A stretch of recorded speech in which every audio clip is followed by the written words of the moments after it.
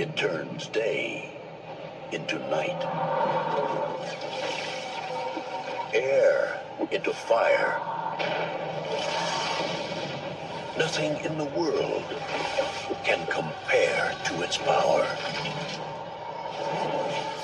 The most awesome sight you will ever see may be your last.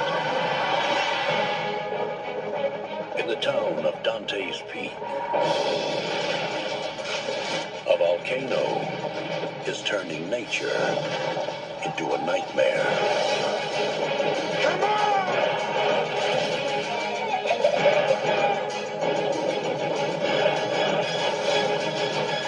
Pierce Brosnan, Linda Hamilton.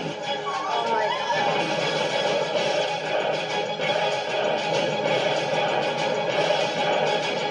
Dante's Peak. The pressure is building.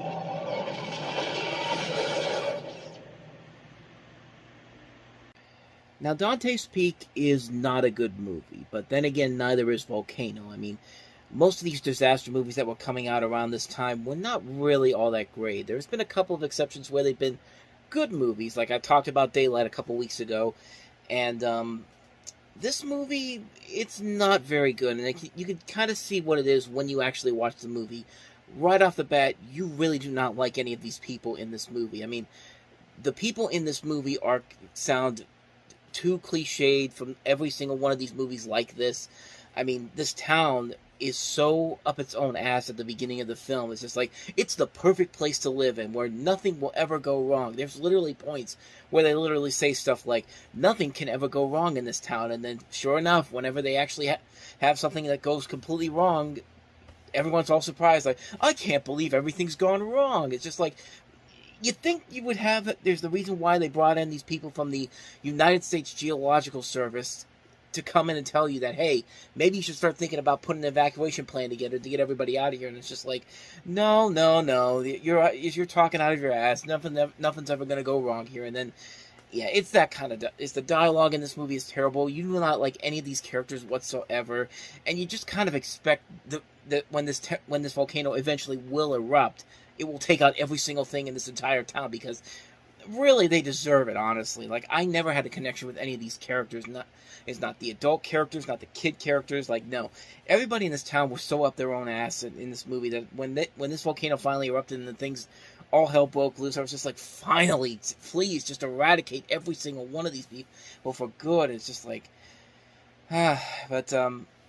so yeah, I'm not a big fan of this movie, but I will say, compared to Volcano, when the volcano does erupt, looks pretty cool. Like, it still looks pretty cool after all these years, and it's mostly because you could tell that they used a lot of practical effects in here. Again, this is back when CG wasn't usually the norm, where you can just use it on every single movie you put it in. But yeah, once the volcano erupts and you see all these practical effects coming together, like, it just looks so cool, and it still looks cool after all these years later. Like, when this volcano just blows up, and just takes out this entire town, you feel the authenticity. Like, this does not look like something that's completely CG. It looks completely fake. No, this looks like it could actually happen with the practical effects. As you can tell, it's a miniature town, but you know what? It's there. You could feel it, and really, as bad as this movie is, I can at least say that when the town gets affected by this volcano, it feels like it's actually happening. Like, I got to give this movie a lot of props for that. The movie itself may not be all that great, but that's just amazing what they were able, the effects in this movie still hold up after all these years. I mean, it's just still amazing to watch after all these years, and I got to give the movie its proper credits for that. They did a great job on that. If they only had better characters and a better story and didn't just fall into typical disaster movie tropes, like, this movie could have been really incredible. But like I said, as far as the visual effects go, they are still pretty good. They still hold up after all these years. So I'd say if you want to see this movie, I'd say watch these clips online. You don't really need to see the whole movie itself, because honestly, the whole movie itself is not that great. But when the town erupts, that's when the fun factor comes into this. And unlike Volcano, which came out a couple months later, the effect is this movie makes those scenes worth it. And Volcano, it just didn't work. And we'll eventually talk about that when we get to Volcano in a couple months. It's time to power up. The world's most famous action force is back on the big screen. With a secret weapon. I'm the new Blue Ranger. What are you talking about? A giant prop balloon.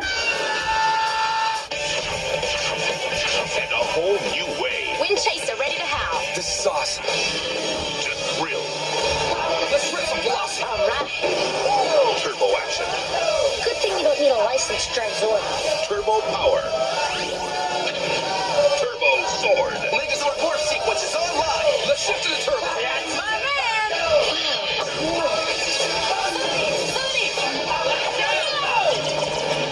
Get ready for the ultimate power trip.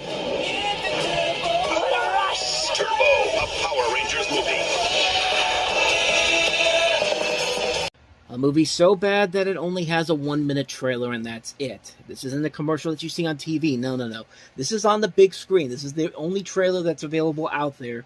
There may have been another one, but not that I've seen. I mean, remember the build-up and the excitement they had for Mighty Morphin Power Rangers, the movie, how they built it up to be this big movie event, and it is the fact that this is the only major trailer that they had for this, and it just shows some exciting action sequences in concept, but botched in the actual film.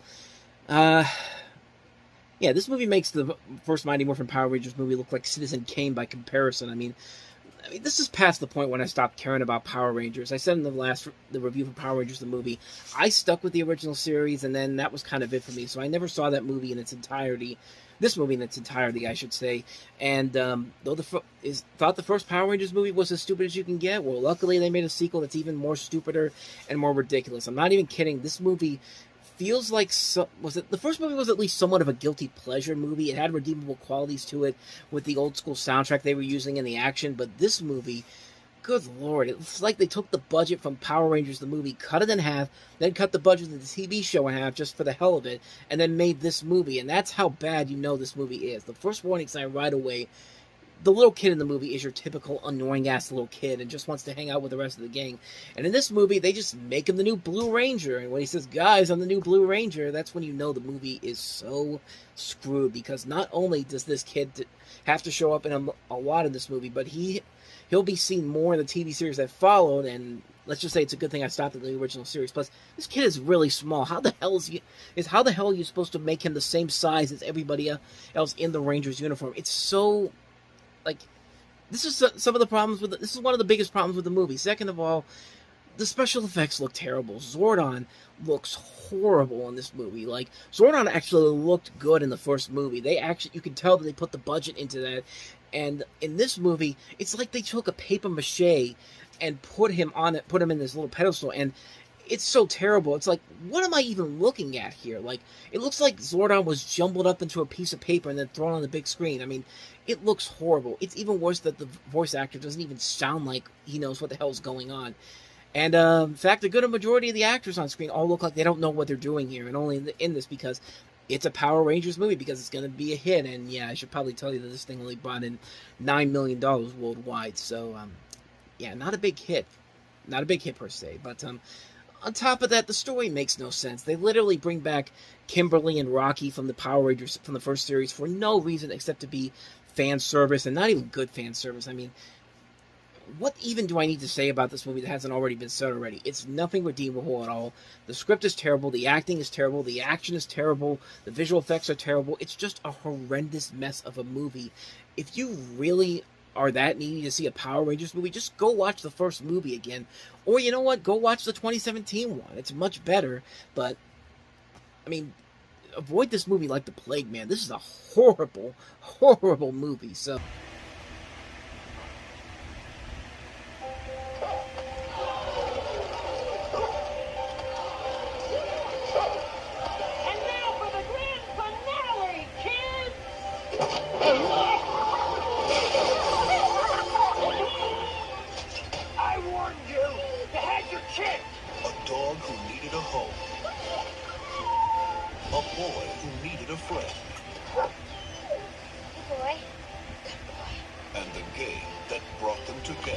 like basketball? Mom, do you remember when I used to have a hamster? You want another hamster? Not exactly. Hey, boy, come again, come again! No way. This summer, the dog is in the house. Walt Disney Pictures presents the story of two unlikely friends who saw their shot What the heck's going on here? Ain't no rules in the dog can't play basketball. It's already put in. and took it. You're Michael Jordan. Even more amazing than the Timberwolves' miraculous mid-season turnaround is Buddy. But this is no ordinary golden retriever. I believe you got my dog.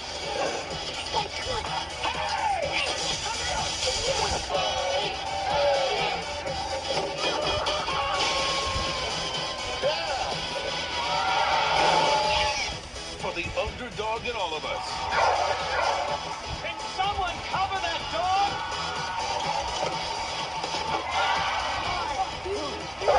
It's already put in.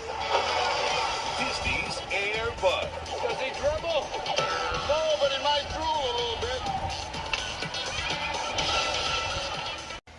I mean, if you haven't really decided after the fact that they said there's no rule in the rule book that says a dog can't play basketball, if you can accept the stupidity of that, I mean, chances are you're probably going to like this movie, but me personally, I didn't like this movie. I mean, I get what they're trying to do. I know it's supposed to be silly. I know it's supposed to be a ridiculous sports comedy with a twist, this time with a dog playing basketball. I get that, but this movie never really entertained me. I never liked these Air Bud movies because they're pretty much the same movie every single time. And at least with this first film, I'll give it credit that it does try to do something a little bit unique and different by having an animal playing a sport like basketball. I mean, it's an idea that's so ridiculous and so absurd that I'd be willing to buy it if the rest of the movie was not that was more memorable, but it really isn't. Every other story, it's kind of like Picture Perfect in a way, but except in that movie, there's nothing unique about it. There's at least something that's at least unique about the concept here,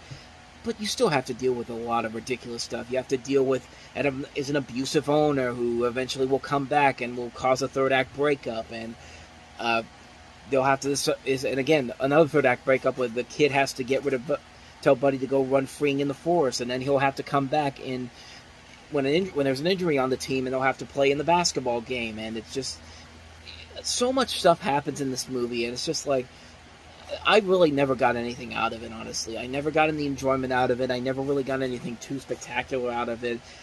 I just really thought it was just a real mediocre movie. I know it has a fan base. I know these movies have a fan base to them. I mean, they've spawned God knows how many spin-off sequels in these films, but yeah, me personally, I just don't get it. I mean, I just don't really see anything too great about it, honestly. It's just like, yeah, you have an interesting idea here, but that's about it, an interesting idea. The rest of what you have here is pretty bad. I mean, it's nothing too spectacular, it's nothing too amazing, and I just personally couldn't get into it. I love you with all my heart, with every molecule, with every atom. I love you on a subatomic level. This is going to be the very last time I try to marry you. I'd rather die than disappoint you.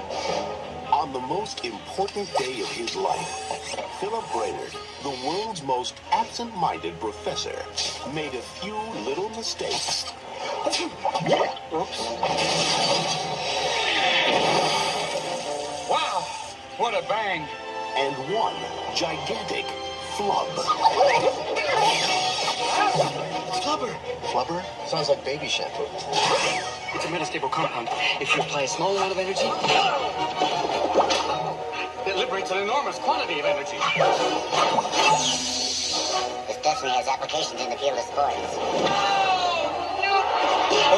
When I exit this window, the flubber will send me right back up unharmed. Are you nuts? Ta-ta, my love. Walt Disney Pictures presents a classic story. Oh, sorry, first-time flyer. A boy meets goo. Get him! This Thanksgiving,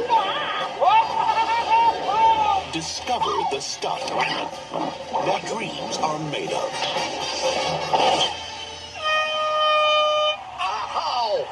Robin Williams.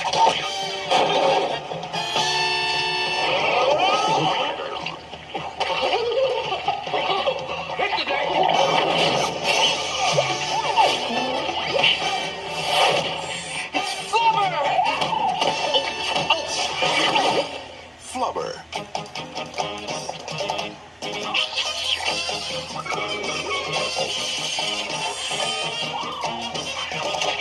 Oh, boy.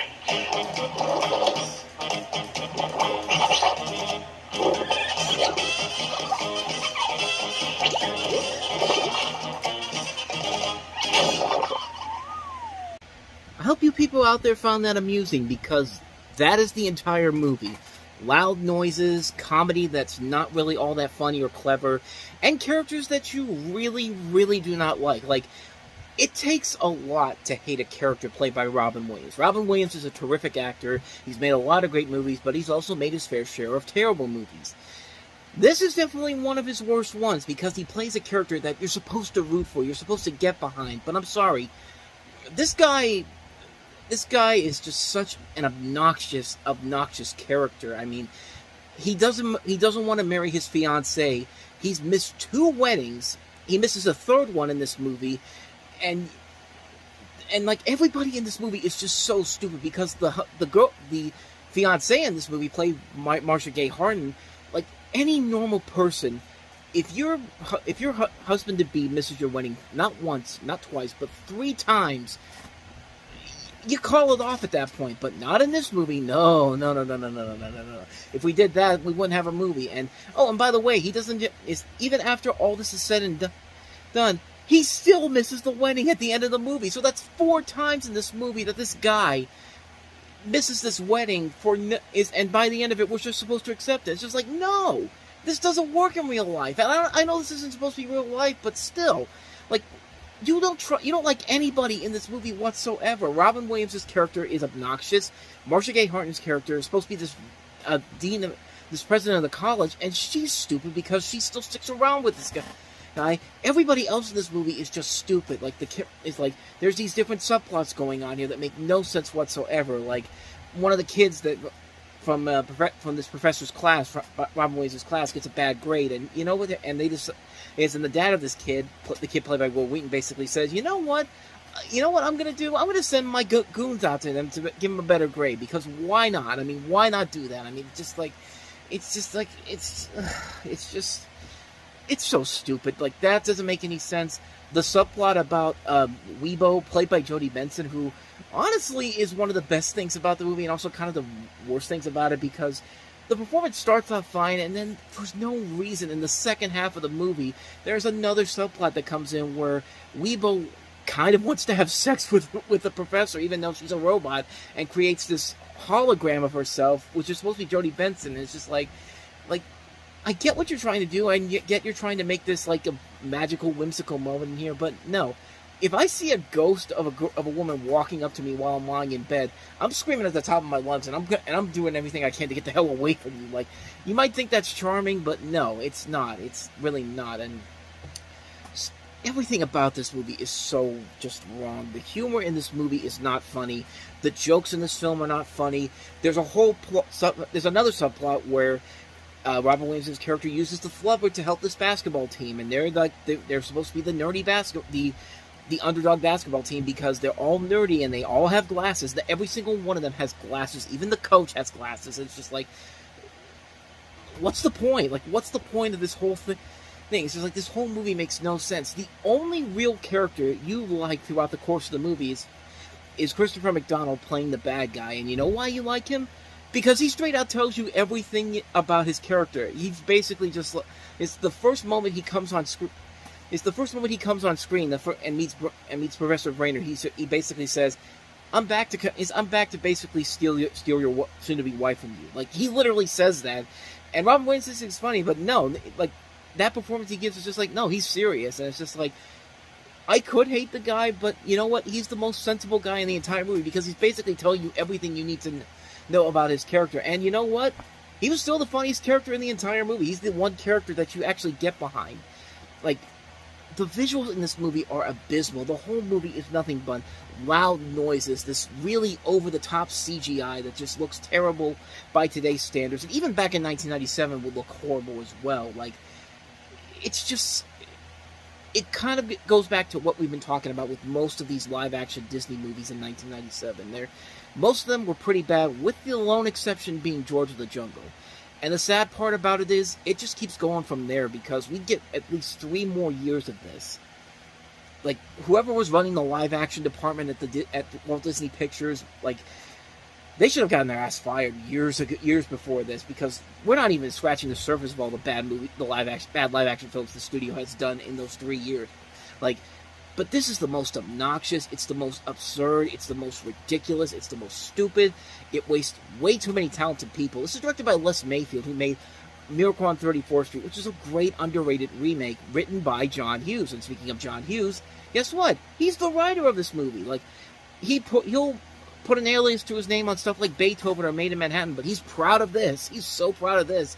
Not to mention he's also proud of the next movie that comes out the following month, but I digress. Flubber is just a mess. We can talk about how bad this is on so many other levels, but we gotta move along here, so yeah. I'm a commercial director. I have 2 children and a very beautiful wife. I'm in New York for business just overnight. Are you alright? Just say I have something to tell you.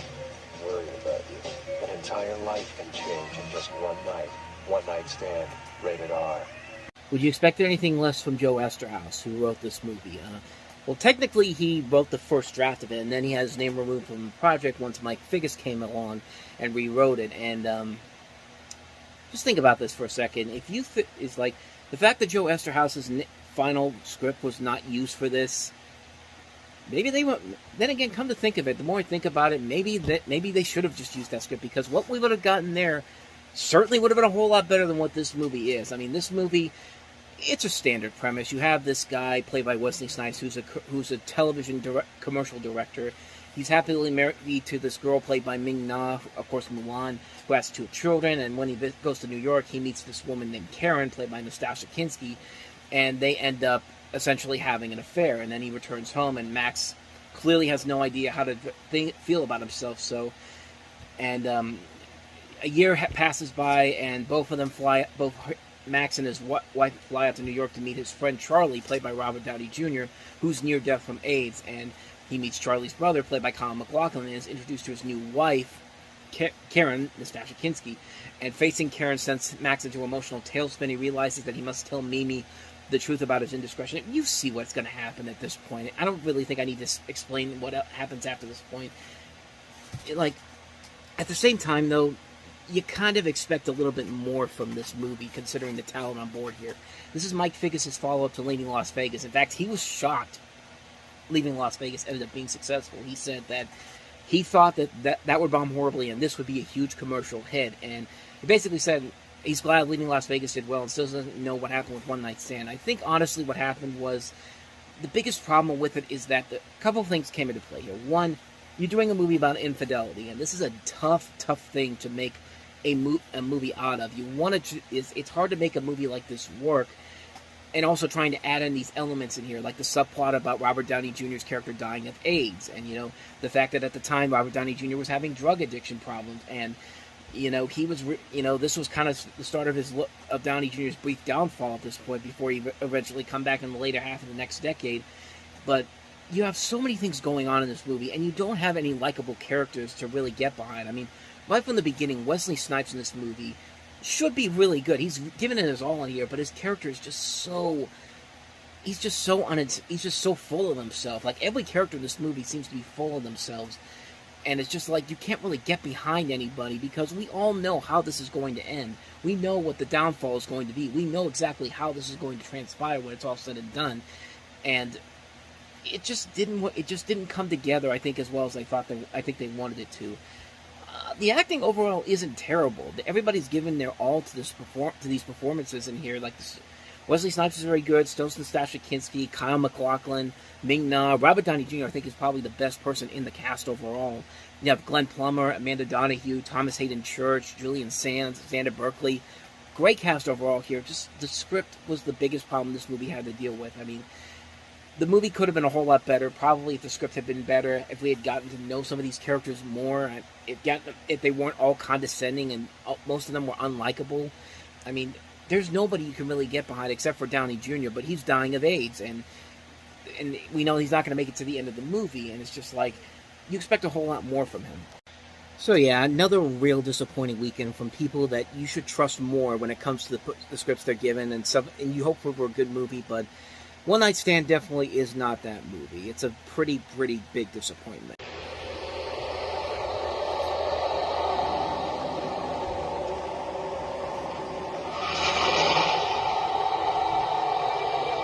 There will come a time when Gotham City shall witness the ultimate conflict of justice and evil. That time has come. That time is now. Arnold Schwarzenegger is Mr. Freeze. You are not sending me to the cooler. George Clooney is Batman. Now, didn't your mother ever tell you not to play with guns? I hate when people talk during the movie.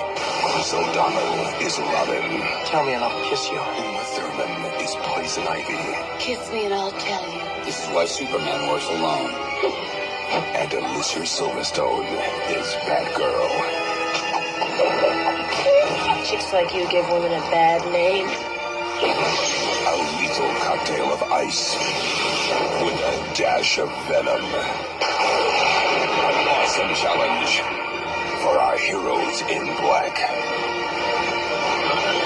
A film by Joel Schumacher.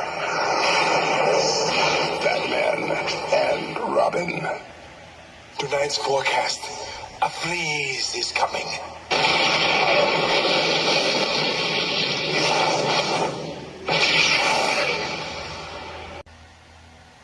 Where the hell did that trailer come from? How come we never got that here?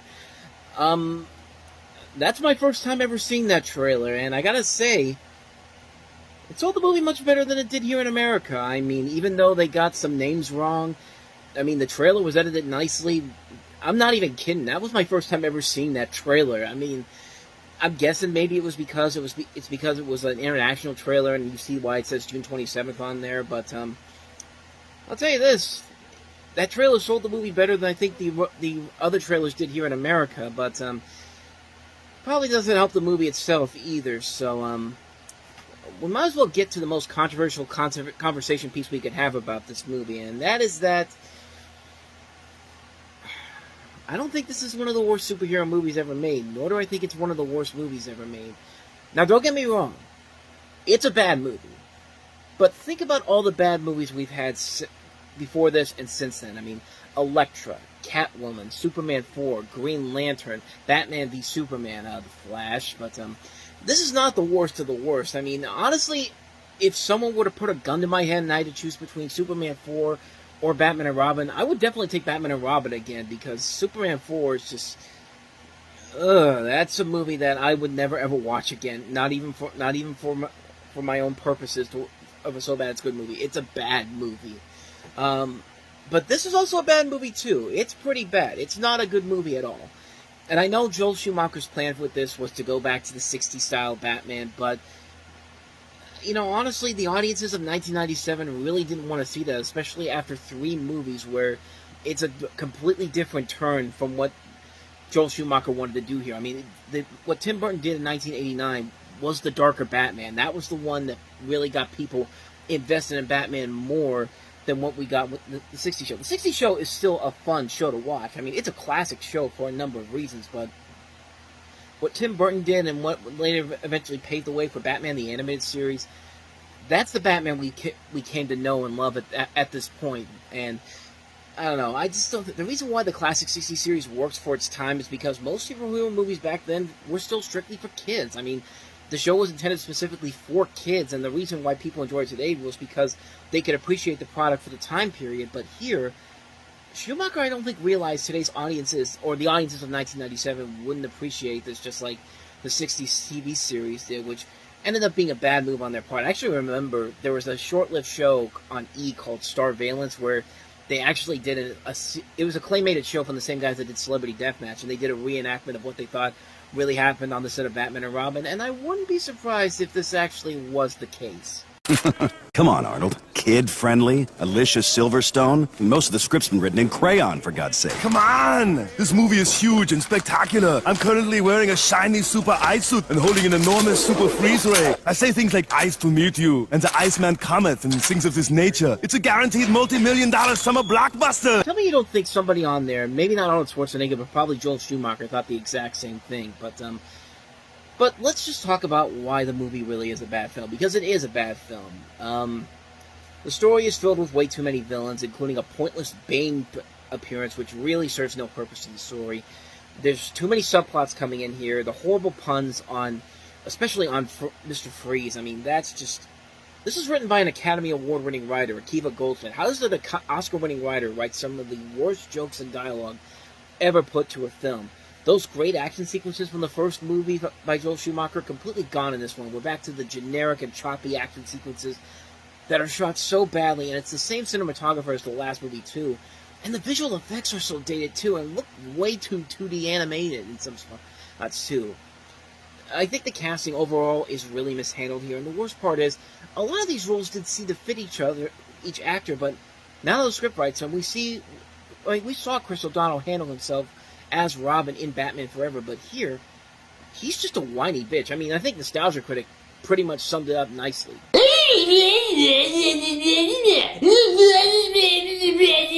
You know, Alicia Silverstone as Barbara could have worked if they'd actually followed the comics, but making Barbara Alfred's niece instead of Commissioner Gordon's daughter makes no sense whatsoever here. This is one of the dumbest moves made in this movie. The dumbest move of this film is Arnold Schwarzenegger and Uma Thurman as Mr. Freeze and Poison Ivy, which, I mean, Arnold Schwarzenegger as Mr. Freeze, I could buy into this, but both of them could have made this work had the script been better, but nope. Those horrible puns, acting absolutely nothing like how the characters are supposed to act. I mean, Mr. Freeze alone is one of the biggest insults to this movie, because they took a character that, thanks to the animated series, in one of the best episodes of television you'll ever see, Heart of Ice, that character had more depth and perception that we could see with the character. Is his story. We wanted to follow that story. He was just a character that was just something straight out of an opera. You wanted to feel, but you felt exactly how he was feeling, but you saw him doing it in the wrong way, but you really did feel like he was doing it for a purpose. Here, even though they use a lot of the same elements, such as his wife being cryogenically frozen, they just don't care. And I mean, I guess for Schwarzenegger, hey, he got $25 million for this, so he can pretend he doesn't care as much as he probably should have here. I mean, I don't think Schwarzenegger was a bad choice for this. Maybe somebody like Anthony Hopkins maybe could have made this work, even though like, in the animated series, he actually was going to be in contention for Mr. Freeze on that show, but they went with Michael Ansara on that one. George Clooney, it's not that hard to say that he's the best thing about the film, but at the same time, he's kind of the worst thing about the movie, honestly. He's the best thing about the movie because he's the one that's actually seemed like he's trying, and to be fair, he could have made this work. He's got Bruce Wayne down, but when he switches over to Batman, that's where the performance turns for me. Say what you will about past Batmans, but Michael Keaton and Val Kilmer at least managed to change their voices when they become Batman. Clooney wasn't even trying when he changes to Batman. His voice doesn't change from Bruce Wayne. It's the same type of voice. How do you not recognize him for that? I mean, if there's one thing I can say, honestly, that's positive about The Flash, I did like that they actually gave George Clooney another chance to be Batman. Maybe that means he's going to be him in The Brave and the Bold. One would hope, but who knows? But back to this movie. The worst part about this movie is that if they hadn't rushed it, if they had just waited the usual 3 years in between films and actually took their time to make this, there could have been a really good movie here, but no. Release it 2 years after Forever and rush it because we need to get money out there. And I guess for Joel Schumacher, you could tell that he wanted to make a good movie here that was enjoyable as the first movie. first movie he directed, which was Batman Forever, of course, and it just didn't work out the way that he wanted to. Most likely because they were in a rush this time around. And to give the guy credit, he managed to have the courage to apologize for making this film. And, like, I mean, this speaks for itself here. Like, he's being very sincere about this, man. If there's anybody watching this that, let's say, loved Batman Forever and went into Batman and Robin with great anticipation, if I disappointed them in any way, then I really want to apologize, because it wasn't my intention. My intention was just to entertain them. Honestly, can't wait for Andres Muschietti and James Gunn to say the same thing about The Flash. Okay. Last thing against The Flash for now. At the time of this, of course, The Flash has just come out, and I've been making videos saying it's one of the worst movies of 2023. The worst movie of 2023, I should say. And there's going to be a little bit more of them after this video comes out, but we'll say I've done enough for that right now. Let's get back to this movie here, because I'm about to wrap this one up here. Batman and Robin, it's no question the worst Batman movie. There's just too much stuff going on. The casting is ridiculous. The puns are pointless. The action sequences aren't shot well. It's just a really bad Batman movie. And while it's not the worst movie ever made, I still can't say it's a good movie. And even though I just said that Batman and Robin is not one of the worst movies ever, I still didn't like it. It's shockingly, it's not even the worst DC movie to come out in '97. Shaquille O'Neal and Steel will deal with that a little bit later on, but yeah, bottom line, Batman and Robin is a massive, massive misfire on so many levels, and it's a shame. It's a shame that this series came to an end. It's the same way that the Superman series came to an end, with a terrible fourth movie in the series, and it's a shame, man.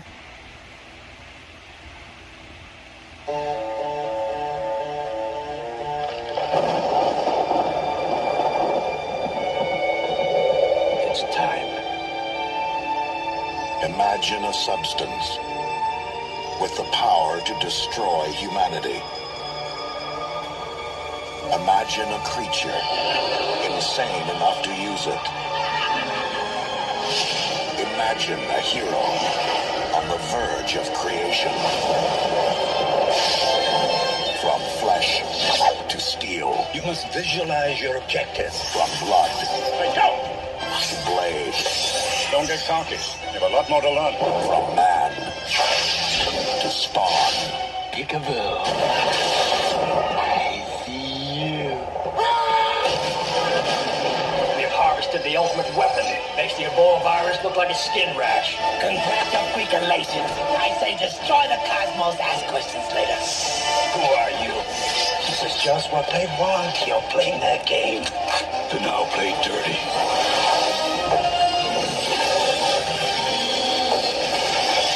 You've been violated, dirty man. Use your armor. Now stay sharp. The night is young. This summer, evil has a new enemy. Justice has a new weapon. And the world has a new hero.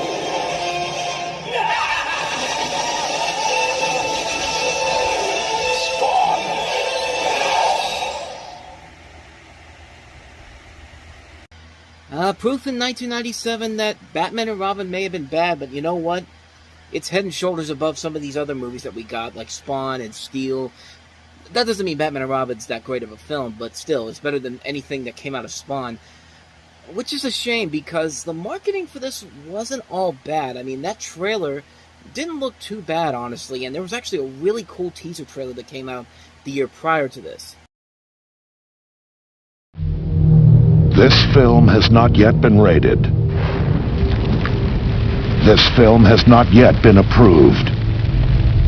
But next summer, New Line Cinema brings to light the darkest hero to ever ignite the screen. What once was human is now pure force, feared by evil, sworn to justice. Next summer, nothing in this world can prepare you for Spawn.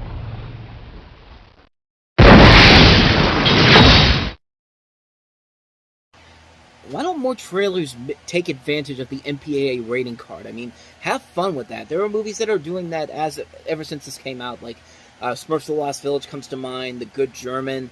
Recently, the Ninja Turtles Mutant Mayhem movie had a good little joke that they had with the trailer card. I mean, do more with that. I mean, I think that may have been the earliest one where somebody said, let's just have fun with that trailer card and just go with it. And it made it into a really cool looking teaser trailer. But like I said, the material that they had there, the marketing, the promotions they had out there, can't really hide the fact that the movie is pretty bad. And it's a shame because it has good talent on board, not just people like John Leguizamo, Nicole Williamson, Martin Sheen, Teresa Randall.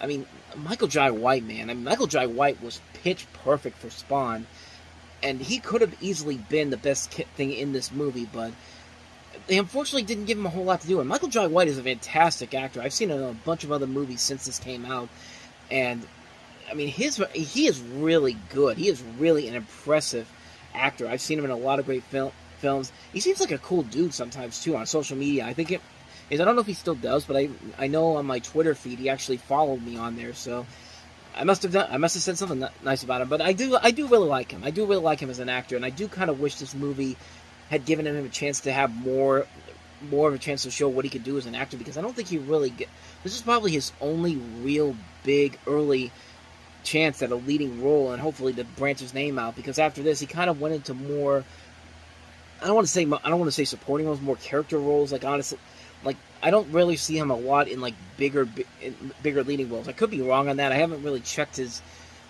filmography in a while. He was in the Tyler Perry movies, Why Did I Get Married, or Why Did I Get Married 2, and I know he was also in Black Dynamite, which is a great movie and made for a really funny TV series on Adult Swim.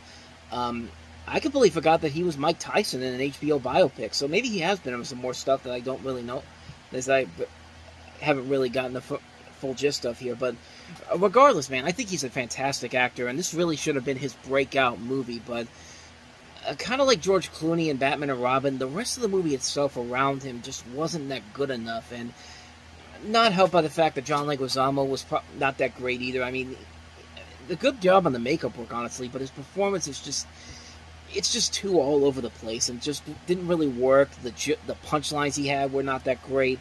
I mean, it just really didn't work at all. The visual effects are really the absolute worst thing about this movie. Like, let me put it this way: this was originally greenlit with a budget of $20 million, but because the visual effects were so big and so high end, it grew to double that, $40 to $45 million, which a third of that was spent on the effects, and they had a lot of trouble putting these effects together. In fact, it got so bad that the last bit of visual effects they had to work on occurred 2 weeks before the film, not even 2 weeks before the film was supposed to come out. July 21st, 1997 was the last shot of the visual effects that they had to get into the movie and render, and it was not but even 10 days before the movie was supposed to come out.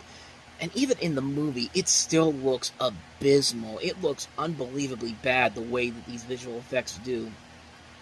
I mean, it's just a mess, man. It's a mess of a movie just on the visual level. Like, there's so much potential that really could have been done with this, but it just didn't really fly. It didn't really deliver everything that the comic series had. I mean, it didn't have a lot of the good visual flair that we saw from the comics. It didn't really have a lot of fun to it. I mean, it's just not really enjoyable. I mean, it's not an enjoyable film whatsoever. And it's a shame because the talent is there, the possibilities are there, but just the execution and the way it's handled, it's not there, man. It's just a mess on so many levels. It's a big disappointment. I expected a lot more from this. I think a lot of people really expected a lot more from this. It's a shame because so much potential really could have gone into this, and it just wasn't there. It's a massive misfire on so many levels, and they keep saying they're going to try to remake it again, but do a reboot of it with I think Blumhouse was at one point attached to it, and they were going to have Jamie Foxx at one point play the title character, but there hasn't been anything really said about it since the start of the pandemic, so who really knows if that's actually going to happen now anytime soon. But yeah, maybe one day they can get it right, but for right now, we have this bad movie that's just really not it's really not worth it, honestly. Like, I really want to see more from these actors in a much better... Like, I want to see these actors in a much better movie than this one. That's really what I want to see from it, but unfortunately, this film just didn't do the trick for me. So, that is Spawn.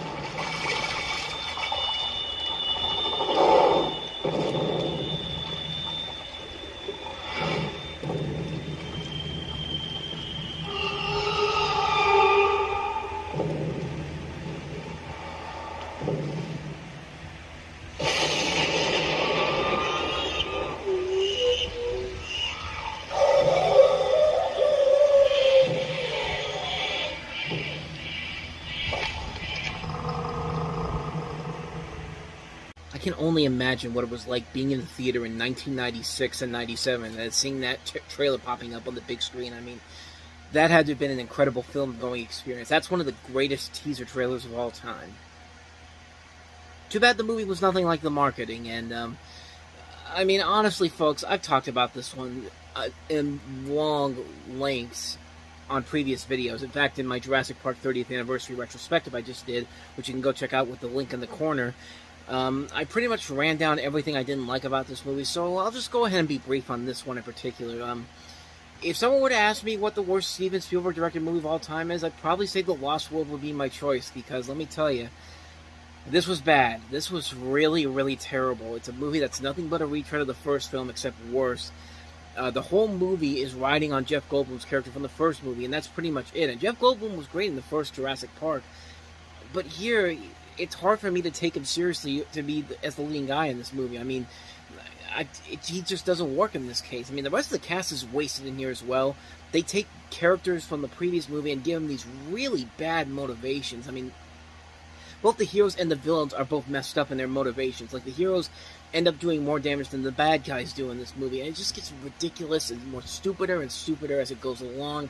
The little girl with gymnastics kicking the raptor out of a building, I mean, that's something that just really does not hold up well after all these years. It's still pretty bad. Like I said before, the only good thing I would think about the film is that the effects are still pretty good. The last scene in San Diego is actually pretty fun. But other than that, though, it's Spielberg's worst movie as a director by far. I mean, there's nothing that I've seen from him that has come even close to as bad as this movie is. It's just a terrible, terrible sequel that apparently I'm the only one that really doesn't like, because everybody else that I always see, they like this one too. I don't get it, but I mean, like I said, I've always said, freedom of speech. They can say whatever they want to. They can believe whatever they want to, and I personally believe that this is a terrible movie. I would gladly take the Jurassic World films over the Jurassic Park trilogy any day of the week, even though the first Jurassic Park is still the best of them all.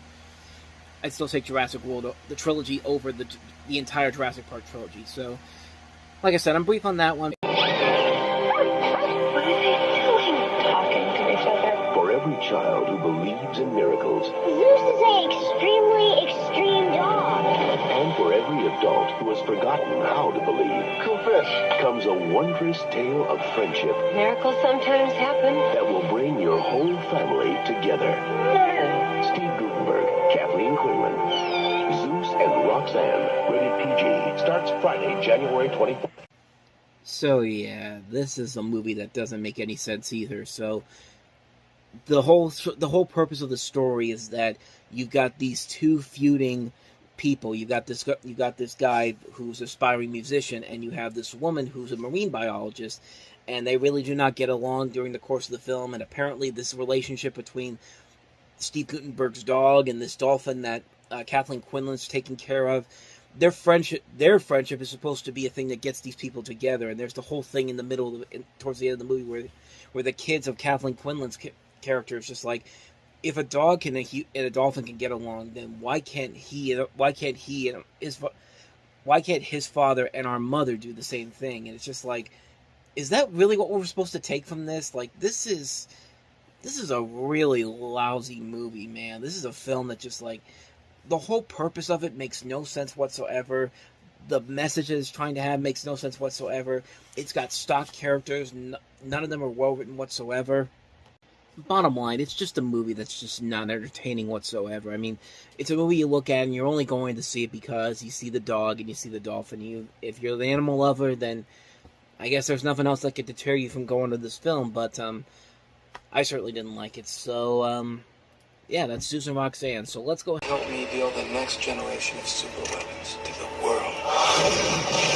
The weapons of tomorrow. I've already made quite a few of these dandy little toys. Do you really want to be the only ones without my kind of firepower? Terrorizing our cities today. Officers down. We got a big problem here. Now, to protect those who can't fight back. Gang still messing with him? Worse than ever. One man must stand up for the people. Maybe the police aren't enough. Maybe we need a new kind of firepower for ourselves. Gotcha, bro. What exactly am I supposed to be doing here? We make our own kind of weapons to take out the ones in the streets. To stop the enemy without hurting them. And become a new breed of hero. It might get a little dangerous. I laugh at danger. I boogie around danger like a soul-trained dancer. He really just said that. I don't think I need to show you any more about why this movie is bad. And you know what the sad part is? Shaquille O'Neal's not a bad choice to play Steel. Honestly, I mean, he's got the look for it. I mean, he's got the body type for it. I mean, this is a role that could have easily worked, but Shaquille O'Neal is really bad when he has to act in this. And I don't have a problem with Shaq at all. I think I like him in Good Burger when he's playing himself, in Scary Movie 4, and just recently in the Lego Movie. He's actually pretty funny, but for an actor that plays a role, he's not that great. There's only been one movie where he's actually been pretty good, and that was Blue Chips.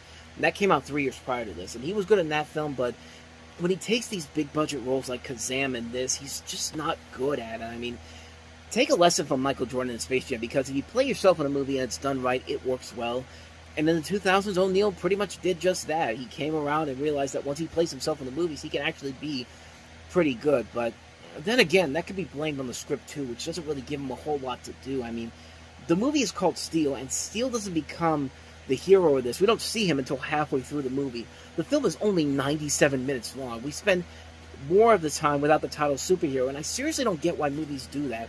The title character never becomes the center of attention in their own movies. Tom and Jerry the movie, the animated one, you know, the Lorax, the Lone Ranger. If the title character isn't going to be the center of the film, don't call that movie that. I mean, just call it, I don't know, like, hey, Shaft's in here, with Steel. Like, I don't know.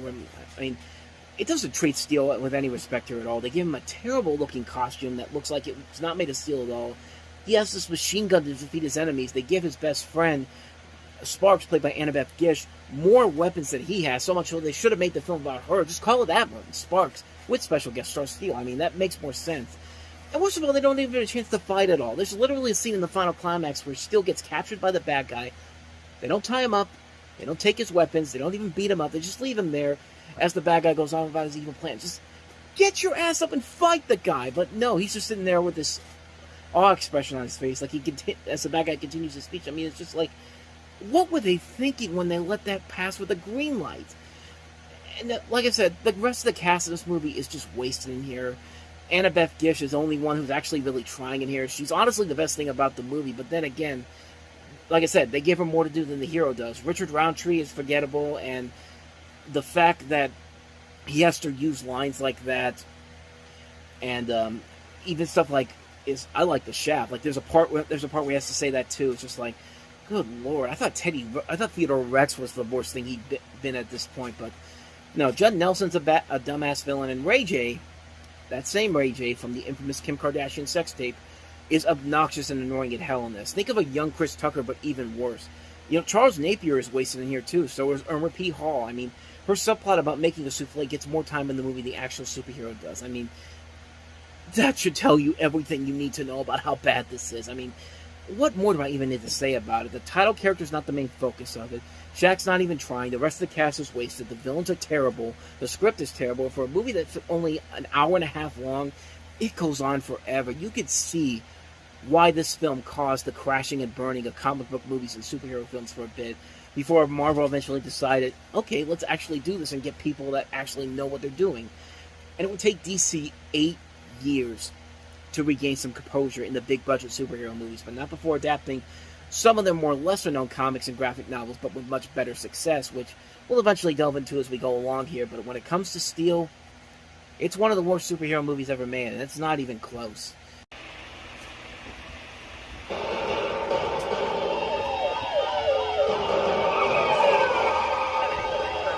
We have a breaking story at the Bay Bridge. Nobody knows who he is. Nobody knows where he's from. But everybody knows where he's headed. Watch out for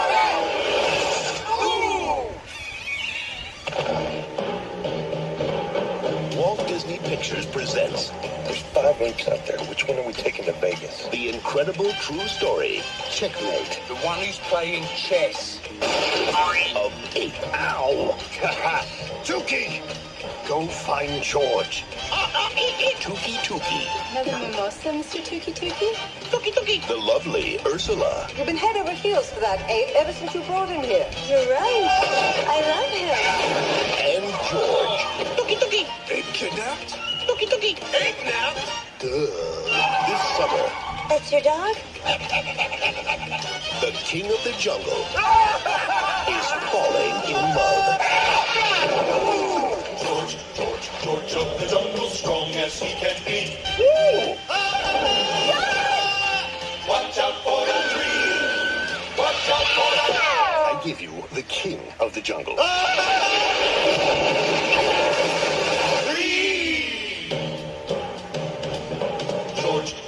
George of the jungle, friend to you and me.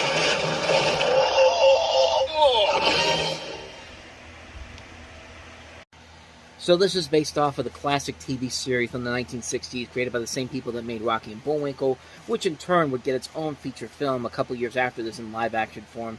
We'll eventually get into that one too, but our focus is this one with Brendan Fraser starring in the title role. You got Leslie Mann playing Ursula, George's love interest, and Thomas Hayden Church is in this movie as well as Holland Taylor, Richard Roundtree. John Cleese plays Ape in the film.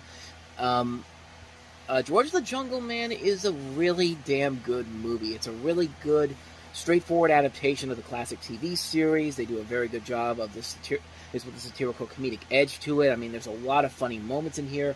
Everybody is cast in the film very well here. The comedy is top-notch. The CG effects, for the most part, are fun. They're goofy at times. Like, I mean, his pet elephant Shep, who acts like a dog, the CG effect is not always memorable. Sometimes the CG on the dog and Shep looks actually kind of really dated, but at the same time, that's kind of part of the charm of the film. Like, this is made, obviously, over 25 years ago, so obviously the effects aren't really going to hold up as well. They do for the most part, but sometimes they do get a little bit corny here and there, but at the same time, you kind of have to admire it because of what the movie is. I mean, it's a straight-up satirical comedy, so in this case, I definitely say it works fine like it is. There are a lot of effects in this film that still kind of hold up there. You have a lot of the works of Jim Henson's Creature Shop working on this, as well as some animatronics that they have in here. A lot of CG was used, like I said, but they did a very good job of mixing in real animals, some puppetry, and CGI, and for the most part, it flows pretty well here, with a couple of the exceptions that I mentioned, but overall, man, this movie really is good. It's a really funny film, and yet when I see some of these reviews from it, like, the whole Rotten Tomatoes has the critical consensus on this film, which is basically saying that, yes, it's faithful to the source material, but unfortunately, it makes it a less than compelling feature film, which, like, I don't know what you people want. Like, wasn't that really the problem with a lot of these movies that critics had a problem with it, was that some of these movies tried way too hard to not be like the source material, and now you have one that's literally like the source material. It's actually really funny, and then it's just like, nope, not convincing enough. It's just like, I just don't get it. I always thought maybe film criticism I thought back then was better than this. It is now, but I don't know. Maybe maybe it was always like that. But But there were people that did like it. Of course, Gene Siskel and Roger Ebert liked it. They gave it 2 thumbs up. It did get some good reviews, and really, when has critical review? I mean, honestly, critical reviews don't really mean that much here. I saw it as a kid. I loved it, and watching it again recently, I think it's even funnier than it was back then. I think it is still very funny. Brendan Fraser just fits the role of George so well here. I like Leslie Mann in here. The comedy overall is just top notch. It's just a really hilarious movie. It's a film that still it's held up well over time. It's just such a brilliantly funny film. I love it. A lot of people love it too. And quite frankly, if you see the film, you can kind of see why. Even if you didn't grow up with the original TV series, it's still just a good, fun movie. It's a ton of fun to watch. Very funny, very hilarious. And, yeah, man, it's just a really damn good movie. I love this film. If you haven't seen this one, definitely give it a shot. I think if you go into it with the right mindset, it's going to be a satirical comedy of the TV series. And even if you've never seen the TV series, I still think you could find more than enough here to get a whole lot of good laughs out of it. George of the Jungle, a really funny film.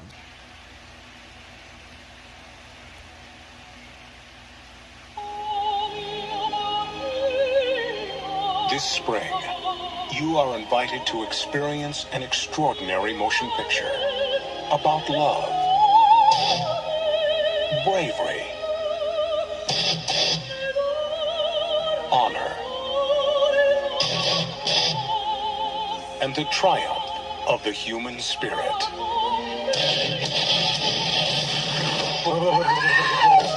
However, you stink. He was offensive. That is the first naked lady in the history of radio. I really think you need counseling. Try to be, I don't know, warmer. Here we go. Oh, what the hell, you're an idiot. You're pathetic. I'm not pathetic. He was disgusting. I refuse to work with this man 1 minute longer. Give me a kiss. You want me to go on? Paramount Pictures and Reicher Entertainment present The Story of a Dreamer. You're a moron. Shut up and sit still. Who became the king of all media. We are gathered here today in praise of me. And the price America's been paying ever since. What you're about to hear is going to shock you because it's vulgar and obscene. Can I take guitar boy? No. Oh, yes. Howard Stern, is that what you call talented? Behold. Your husband's quite a character. Just an act. I'm going to have sex with you right now over the radio. You gotta be kidding, right? I thought you were going to control this guy. You're not getting the phone from me, man. I want to beat these guys. The only way to do that is to stay on the air. You're fired. You're fired. You're fired. You're fired.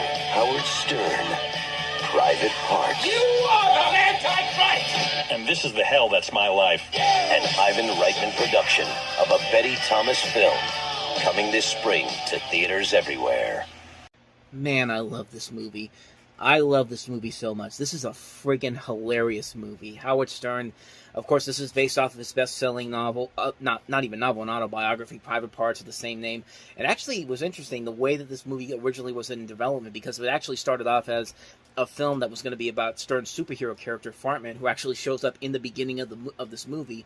But they eventually decided to change it around, and so Private Parts essentially became what it has become now, and really, it's a really damn good movie. It's made by the same director and the same producer, of course, Ivan Reitman, who did The Late Shift, and Betty Thomas had done The Late Shift as well as the Brady Bunch movie, and really, the movie's just hilarious, man. I mean, this is a film that really is just so friggin' brilliant. It's so hilariously funny.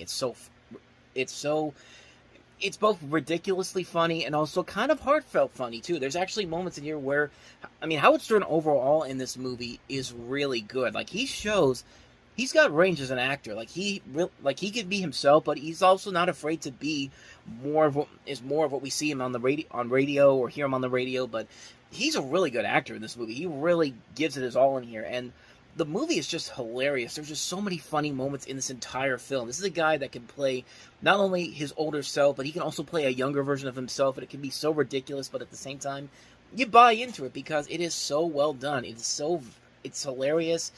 It's really clever. I like how he brings in everybody that from his show into this movie, and they're all doing a very good job here. You have Robin Quivers, of course. You have Fred Norris. You have Gary Delabate, Jackie Martling. You also have stuttering John Melendez in the end of the film. It's got a real good cast of characters, too, played by really good actors. Mary McCormick plays his wife in the movie. And I really like their chemistry in this movie. I did like that they did kind of there's a part of the movie where you think it's going to go to the typical, third act breakup. They have to go their separate ways, but it only happens about halfway through. It doesn't even happen until a little more than halfway through the film, and even then, it's not that long at all. It's literally about maybe 10, 15 minutes, and it doesn't really affect the movie. It doesn't slow the movie down as most of those scenes usually do. It does actually kind of work very well here.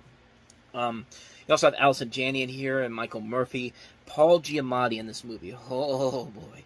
If Howard Stern isn't the best thing about this movie, then Paul Giamatti is as Kenny Pig Vomit Rushton. I mean, just one of the best comedic performances ever. I mean, I cannot watch this movie and not watch him calling Howard Stern the MF and Antichrist multiple times. I mean, how can you not laugh your ass off when you hear him go like this? You are the motherfucking Antichrist! The facial expression, the way his mouth just screams out those words, it's just like, you really feel like he is really so pissed off at this guy. And like I said, the movie is just so clever and so funny and so ridiculously stupid.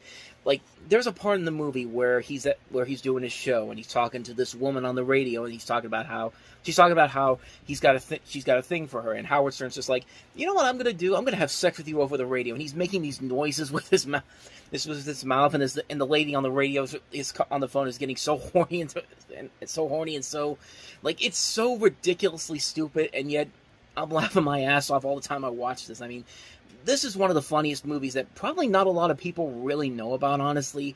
Like, it did well at the box office when it came out, and it was a critical hit as well, but it's kind of gotten a little bit, it hasn't gotten as much attention as of recently until they just put the movie on Blu-ray a couple years ago.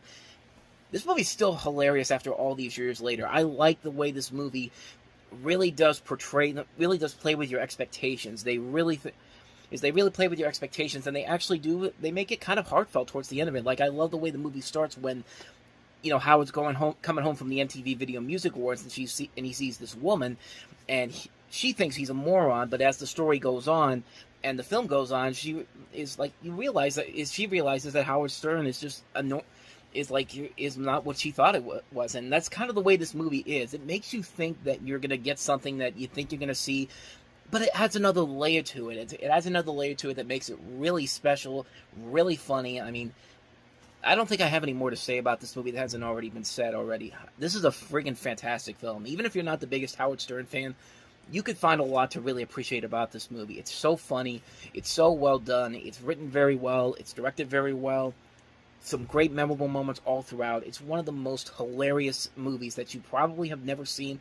If you haven't seen it, I recommend checking it out. You will not be disappointed by it. It's one of the most underrated comedies you'll ever see. Private Parts, fantastic movie. Need I say more? So, the Howard Brackett from Greenleaf, Indiana, and he's gay. The word is out. Howard, I'm not gay. In and Out is the funniest movie of the year. We'll be laughing about it, laughing. Excuse me? Sister Oliva give it 2 thumbs up. We just never ran into each other here at the intersection. Homosexual. Intersection. And Rolling Stone calls it a comedy knockout. Whoa. In and Out. Why does anyone believe me? My mom, my dad. Look at my hand. Rated PG-13. Everywhere Friday, September 19th. So the inspiration for this movie was, believe it or not, goes all the way back to Tom Hanks' 1994 speech when he won his Academy Award for Best Actor for Philadelphia. And during his speech, he mentions 2 people in particular, and that was the inspiration for this particular film. I would not be standing here if it weren't for 2 very important men in my life. So, 2 that I haven't spoken with in a while, but I had the pleasure of just the other evening. Mr. Wally Farnsworth was my high school drama teacher, who taught me that act well the part, there all the glory lies. And one of my classmates under Mr. Farnsworth, Mr. John Gilkerson. I mention their names because they are 2 of the finest gay Americans, 2 wonderful men that I had the good fortune to be associated with, to fall under their inspiration at such a young age. I wish my babies could have the same sort of teacher, the same sort of friends. So yeah, the writer of this movie, Paul Rudnick, saw that and said, there's potential here for a comedy around this concept, so let's go ahead and do that. And this became one of the more notable first-time attempts from Hollywood to do a comedic game movie, a mainstream comedic game movie of its era, even though they had tried to do this several times beforehand. In the 80s, they actually had a couple of movies that tried to be like this. Even Paramount had one with Ryan O'Neal and John Hurt called Partners, which, believe it or not, was originally intended for Clint Eastwood and Woody Allen, and Eastwood only would have agreed to do it if Woody Allen would have come in and done it. He never did, and that film came and went. Nobody ever really talks about it, but but unlike Partners, this one was actually very successful. Of course, you have the story behind this is Kevin Kline plays this English literary teacher. He lives this quiet town in this town of Greenleaf.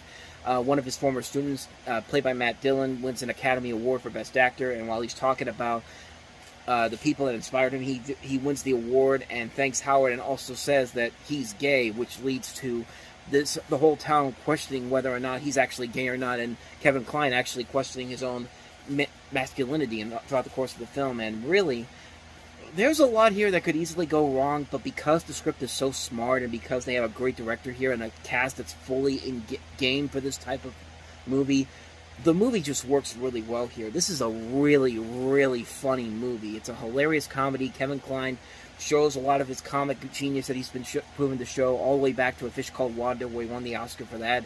Joan Cusack is very funny in here. She actually got nominated for an Academy Award for Best Supporting Actress, but lost to another movie that came out this very same weekend to somebody in that film, but we'll get to that one in a little bit.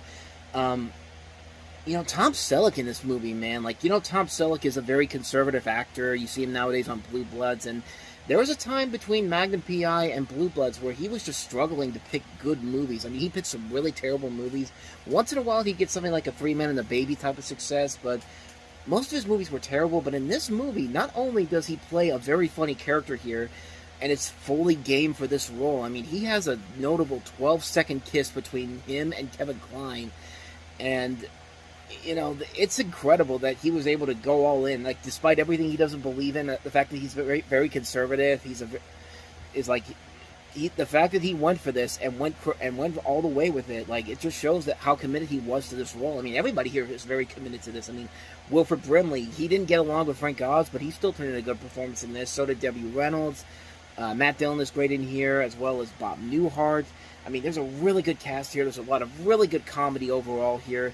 It's just a smart, very funny comedy that really has a good time with it. It plays it safe while also trying to be very sympathetic and actually try to have a very good message to it.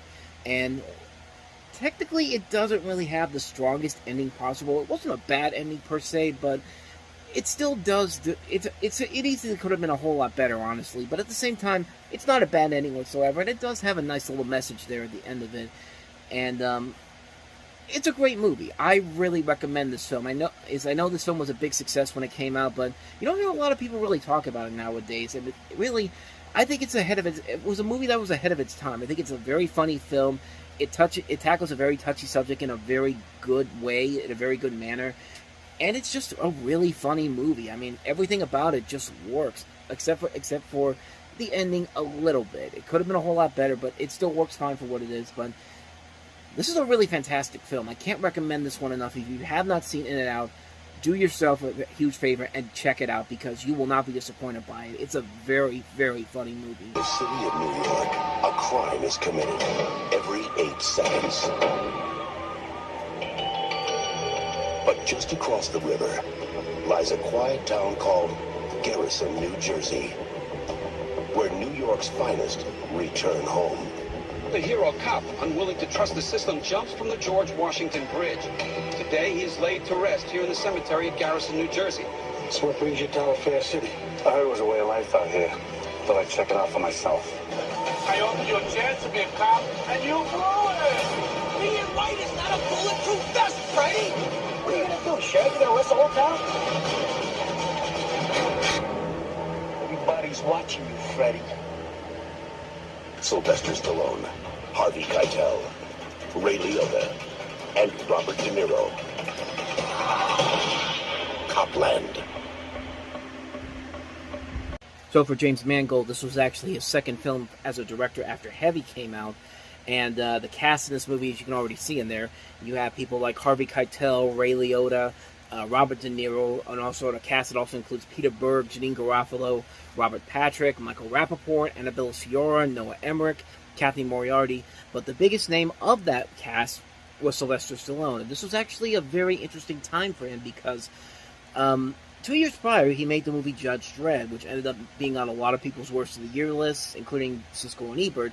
And there was a specific point in there that really comes into play here when you talk about this movie that came from Gene Siskel. Listen in. Look at the camera and talk to an actor. I'm going to break this tradition right now. Okay. I know, Stallone, you probably hate my guts. You think I hate you. I don't hate you. I like your talent. I want you to use it. This isn't what you were put on Earth for. You can do this in your sleep, and sometimes it looks like that's exactly what you're doing. That's what... I mean, it's almost as if Stallone actually saw that episode and said, hey, you know what? You got a point. I'm sorry for that horrible Stallone impression, by the way, but it's at least better than my Christopher Walken impression from a couple days ago. But I digress. I guess he apparently took that notice and decided to do this. I mean, it's a different tone from what he was doing beforehand. I mean, stuff like Oscar, Stop or My Mom Will Shoot, these really...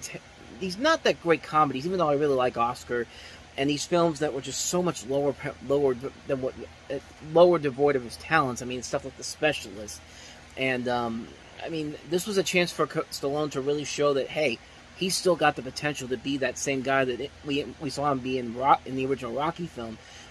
He took on a bigger weight gain for this. He gained 40 pounds for this, and he was basically able to showcase his acting skills. Basically, like I said, the way he did with the first Rocky movie, and the film did pretty well for him. He got a lot of praise from critics.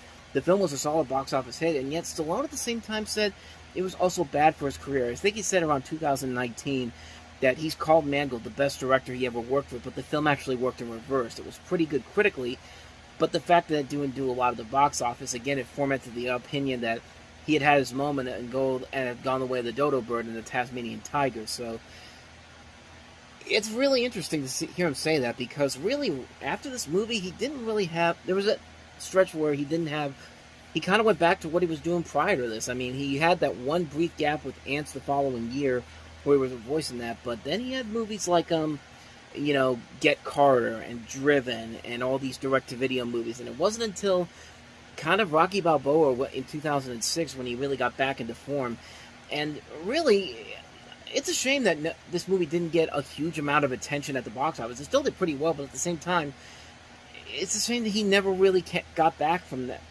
I mean, the fact that he literally had to tell himself that his moment was pretty much over and done with, like, that's really tough to come by. And I think he's really damn good in this movie. I think he's one of the reasons why this movie stands out as much as it does. The rest of the cast in this movie is great. Keitel, Ray Liotta, Robert De Niro probably has one of the best lines in the movie, where he's telling him, you had a chance to be a hero and you blew it. I mean, which is kind of like an allegory to what Stallone had been at that point.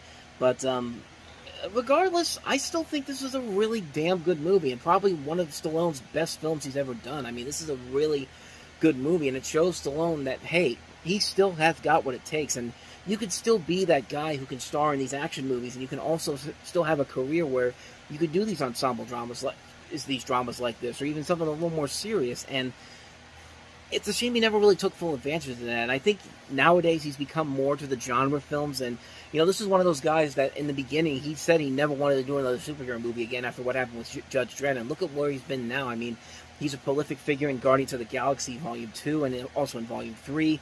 He was in the Suicide Squad, the James Gunn one. I mean, I still think he can be a really good actor. And he still makes a lot of really solid action movies too. Like, the Expendable movies are still very fun. The Rocky films are very good. The Creed films are good. The Rambo films are still good fun. I mean, he's had a couple of other films such as Escape Plan, Bulls to the Head. Not classics by any means necessary, but the guy still has a lot of talent. And yeah, I really want to see him go back and do more of these dramas like this. I mean, now that he's kind of done with the Rocky series, I think there's a lot of possibility with what he could still do even in his old age. I still think there's a lot of potential there, and hopefully somebody out there will give him the chance to actually go back and do stuff like this again. I mean, like I said, the movie itself is really damn good. I think it's a very solid story. The writing overall is top-notch. The cast is great. It's a really good film. It's a really damn good movie. One of the best films from '97, honestly. It's a film that I go back to a lot in recent years. I still think it's a damn good movie. It's a film that definitely should get a lot more attention than I think it does. I think it's one of Stallone's best movies, honestly. I think it's a really entertaining film, a really well-made film. I can't recommend this one enough. It just goes to show you how good of a director James Mangold can really be. I know that as I'm recording this is a week after Indiana Jones and the Dial of Destiny had come out, but guy's still an incredible director. He's made more good movies than bad movies. I mean, this, Girl Interrupted, Identity, Walk the Line, 3:10 to Yuma, The Wolverine, Logan, Ford vs. Ferrari, and I'll even say Indiana Jones and the Dial of Destiny is still a good movie. And this is the movie that kind of started it all for him at least. First great film from James Mangold, a great return to form for Stallone. I kind of wish that somebody would give Stallone more of a chance in these more serious roles here. I think he still got the acting chops for it. So that's Copland. We're going to share what our parents do for work. My mom's a teacher. And your dad? He's a liar. You mean he's a lawyer? Fletcher Reed was climbing the ladder of success. You're the victim here. Driven into the arms of another man. 7. Yeah, whatever. One lie. Tell him it's in the mail. I ran out of gas. You're losing a little weight. At a time. The true victim is my client. Put yourself in his shoes for a moment. You're walking from church, and suddenly you encounter Pouncing from the shadows. But what made him a successful lawyer? Your ex-wife called. I have to go to court this afternoon. Fletcher, it's his birthday. Also made him an unpredictable father. He said he was going to be here. He promised. Until one day, his son decided to make an honest man out of him. I wish that for only one day Dad couldn't tell a lie. Was it good for you? I've had better. Now, Any change, mister? Absolutely. Could you spare some? yes, I could. I can't lie. All he can do is tell the truth. Like a dress? Whatever takes the focus off your head. The whole truth. You know why I pulled you over? They changed lanes without signaling while running a red light and speeding! And nothing but the truth. It was me! Your wish came true. You mean you have to tell the truth? How are we doing this morning, Consul? I'm a little upset about a bad sexual episode I had last night. From Universal Pictures and Imagine Entertainment, and the director of The Nutty Professor, Jim Carrey. Liar, liar. You in the building? Mm-hmm. Everybody's been real nice. Well, that's because you have big...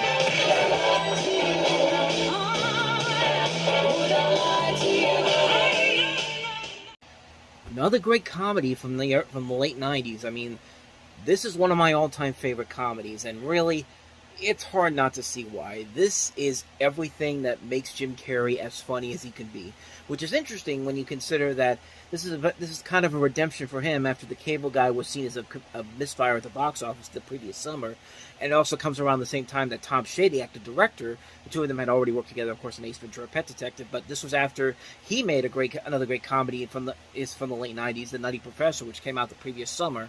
And to have these two guys back together again, you just see how great they work off each other in this as director and star, because, man, like I said before, man, this is a great, great movie.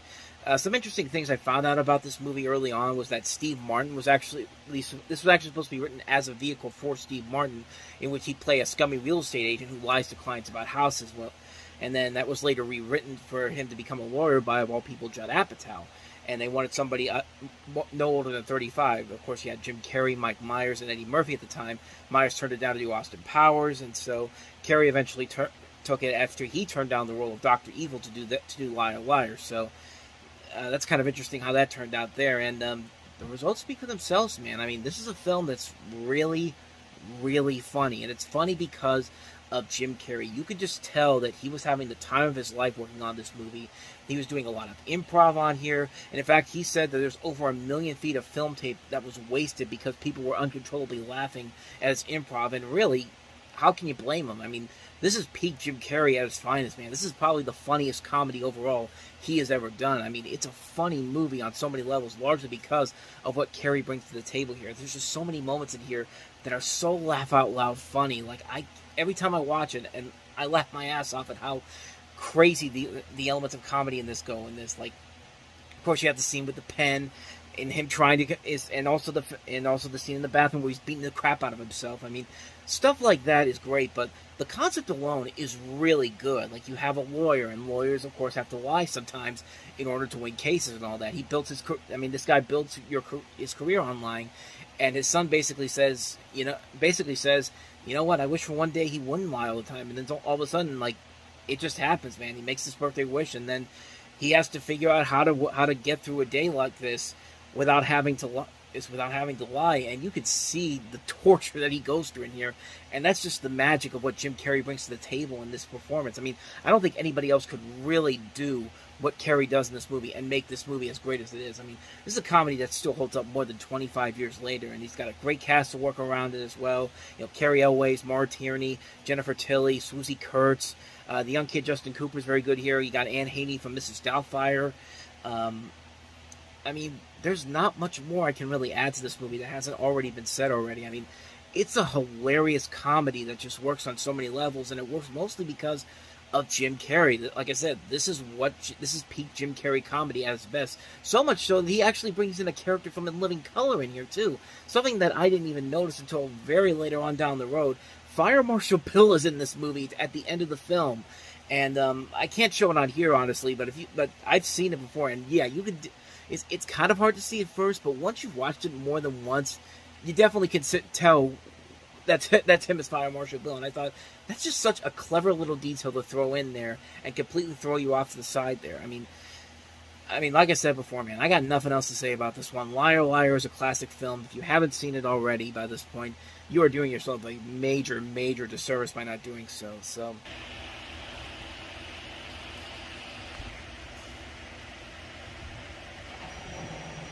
Elizabeth, online for your ex-wife. I know who it is. Take a message. Consumer Recreation Services. Call that number. Why? They make your life fun. I'll call them. Do it. For you. I said I'll call, okay? It's just that I hate surprises. What are you selling? Oh, it's a game. A game. We provide whatever's lacking. And what if nothing is lacking? Admit to yourself that it sounds intriguing. I need the police. There's been a break-in in my house. For money, identification, line of fix. Let me toy with them, a bunch of depraved children. You're with them, the guy in the whole thing. What are you talking about? You brought them to me. I am a very wealthy man, and whatever they're paying you, I'll double it. Who did this to me? Why? There was an incident a few days ago. Don't you stop that! A nervous breakdown, they said. I am very fragile right now. Nicholas, you're not about to shoot anyone. What do you get for the man who has everything?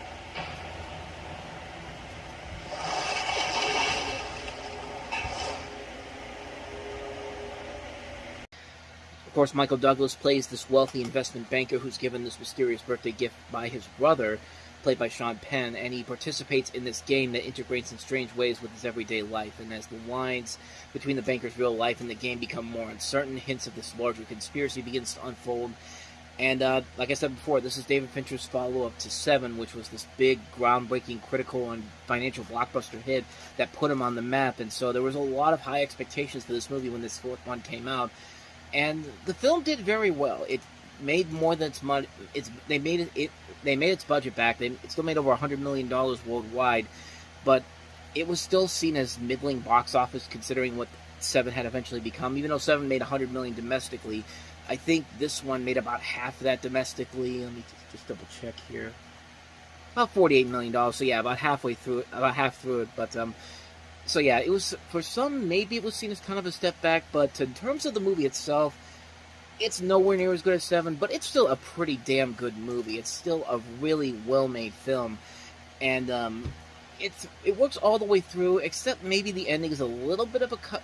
The ending is sure to be polarizing for a lot of people. Some people like it, other people do not like it, and it's really, like, me personally, when I first saw this movie, it really did get to me, but as I've seen this movie more and more, I go back and forth on it. Sometimes I really get into it, and so other times I can kind of see it coming a mile away, even though it'd be a while since I see films like that. But But the movie itself is still really good. It's still a very, very solid film. I mean, Michael Douglas once again proves his worth as an actor. Like, he's still making a ton of great films in here. Sean Penn has a great role in here as well. The cast overall is great here. You have Deborah Kara Unger, James Rebhorn, Armin Marleau, even Charles Martinet. Like, Charles Martinet, of course, who is Mario in the Super Mario Brothers games.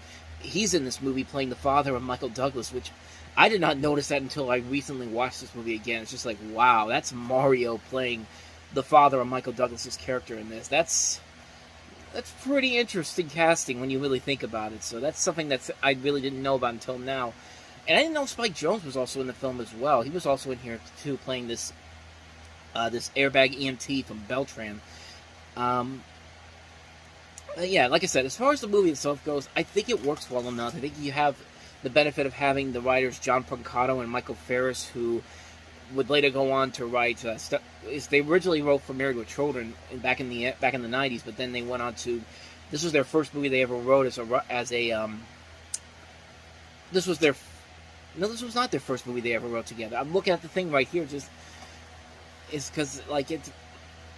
What am I trying to say here? Like, I see all these other movies on here, but they also did The Net, is what I think I should be saying. They did The Net.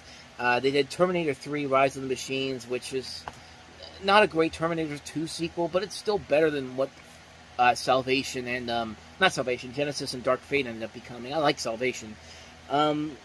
It's one of their early films where they became very notable. They had just done The Net, they've done this movie, and then the next film they did was Terminator 3, and then after that was Catwoman, and then that's where their career kind of took a downward spiral, because they then did Primeval, and then Surrogates, and not a whole lot of great movies after that, but overall the script I think is very good. In fact, maybe the ending doesn't work because it's those two writers and what they eventually would later go on to do. But David Fincher's directing and the cinematography overall does make this movie more than worth it, along with the performances, along with the twists and turns. If the ending had been a little bit more clear and a little bit more unique, and not make me question it every time I watch it, maybe I could have really appreciated this on the same level as something like Seven. But it's still a really good movie. It still works on a number of levels, even if it doesn't reach the peaks that Seven hit just 2 years prior to this. It does show the strength of David Fincher as a director, and he's later going on to show in his career. Like, after this, of course, he would do Fight Club after this. And I mean, he hasn't made a bad movie since Alien 3. All of his movies on here, I mean, you've got Fight Club, you've got Panic Room, you've got Zodiac, Curious Cases of Benjamin Button, Social Network, Girl with the Dragon Tattoo, Gone Girl, Mank. I mean, these are all quality films. He has not made a bad film since Alien 3, and the hope is that he will continue to stay that way, because looking at this filmography again, I thought there would have been a couple of misfires here and there, but no. He's been pretty solid all the way through. Probably the least enjoyable of these films was Panic Room, and even then, it wasn't a terrible movie. It was still a decent film, but this guy has been a pretty damn good director for a long, long time, and the hope is that he'll continue to be that way, because I really do not see a bad movie on his resume, and I'm hoping that this next film he does, The Killer, ends up being pretty good too. But I digress, though. The game is still a really good movie. The ending just needed a little bit more work, but everything else about it is still really good. I'd highly recommend checking it out. If you love David Fincher's work and you have not seen this, you need to check this movie out. So, that's The Game. One special thing, right? Everyone's blessed with one special thing. I want you to know I plan on being a star. A big, bright, shining star. Eddie Adams from Torrance. Yep. Jack Warner, filmmaker. I make exotic pictures. In 1977, a kid from nowhere. Maybe you think about your name. My name, yeah. Something a little pizzazz. Dirk Diggler. Good name. I like your name a lot. Had a dream of getting somewhere. Jack Horner has found something special in newcomer Dirk Diggler. So let me just pop in this 8-track, and you just give a list and tell me what you think, okay? It was a time when disco was king. These are the ones. These are great. Yeah, those are really cool. Are they lizard? No, they're Italian. You like my shoes? Pretty cool. Sex was safe. Woohoo! Pleasure was a business. Cut. Terrific. Nice work. And business was booming. And the award for Best Newcomer goes to Mr. Dirk Fiddler! Wow. Goodbye, 1979. Hello, 1980. Are you ready? But in 1980, Come on, you puppy! the party was over. You are fired! What? You're fired! It's jealousy, it's deceitfulness, it's vindictiveness, but, I mean, God, what can you expect when you're on top? Oh, wait. Love this part. New Line Cinema presents a portrait of 2 decades in the life of a business, the days of a dreamer, and the nights in between. Boogie Nights.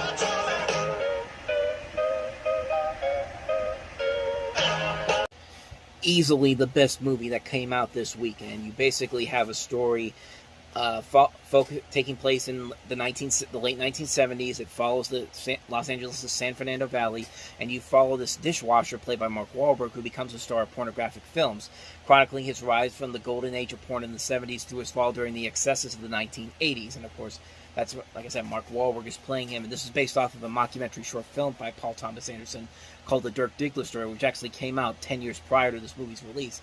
In addition to Mark Wahlberg, you see Julianne Moore, Burt Reynolds, Don Cheadle, John C. Reilly, William H. Macy, Philip Seymour Hoffman, and Heather Graham. And Heather Graham in this movie, oh, good lord, she is a beauty in this movie. I mean, her nude scene in this movie alone makes it worth the watch. I mean, like, it's one thing to get naked in a movie, but the way she just does it and just has no regret whatsoever and just does it within a matter of seconds, it's just like, that sticks with your head for a long time. If you saw this movie back in the day, like I did when I saw this movie for the first time on DVD about 10 years after it came out, it was just like, whoa, hello there. I could see why you were picked for the star in Austin Powers too. But on top of that, though, you got Nicole Parker in here, and a lot of other notable names in here. Luis Guzman's also in here. Thomas Jane, Robert Downey Sr.'s in here. Nina Hartley, Melora Waters, Alfred Molina, Joanna Gleason, Lauren Holloman. It's just a fun movie. The acting overall is well done. Mark Wahlberg is great in this. Burt Reynolds and Julianne Moore are fantastic. They both got Oscar nominations for this, and rightfully so. The writing is top-notch. The comedy is very well done. The dramatic moments are nicely well done. It just is a really damn good movie. It's just an amazing, amazing film that I go back and watch every once in a while, and every time I'm always like, this is still probably his greatest film as a director. And Paul Thomas Anderson has made a lot of really great films. I mean, Magnolia is a great film. Punch Drunk Love, brilliant film. That's probably my second favorite movie from his. There Will Be Blood. Inherent Vice is a very underrated movie in my opinion. I really liked his last movie, Licorice Pizza. He's just a great director, and he's certainly a lot better than the other director who unfortunately shares the same first and last name, but keeps directing terrible movies and tries to convince us that his wife is actually worth something. And I'm sorry, Mila Jovovich is not a good actress. I'm sorry. I'm just going to keep saying it. She sucks as an actress, but we're not talking about that. We're not talking about her right now. And what are we talking about? Boogie Nights. But let's go back to the good Paul Thomas Anderson. And like I said, man, Boogie Nights is it's one of those must-see movies. Like, if you want to see a great, great film from the 1990s, this is definitely one that must be seen. It's definitely high up on the list here. I don't know if it's necessarily in my top 10, honestly. I'd have to look back on it, but it's definitely in the top 20. It's just a great, great film. Can't recommend it enough. Boogie Nights, terrific film.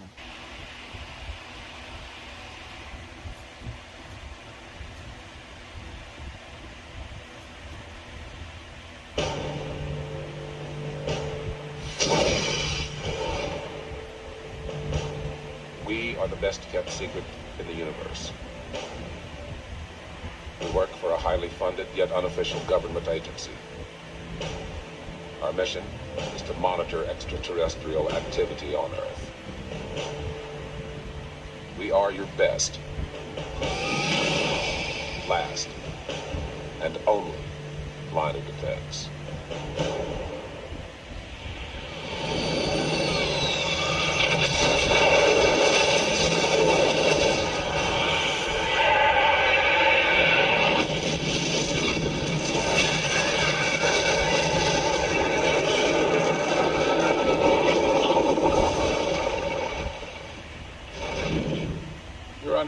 violating sections 4153 of the Tycho Treaty. Step away from your busted-ass vehicle and put your hands on your head. You know how to use these things? No idea whatsoever.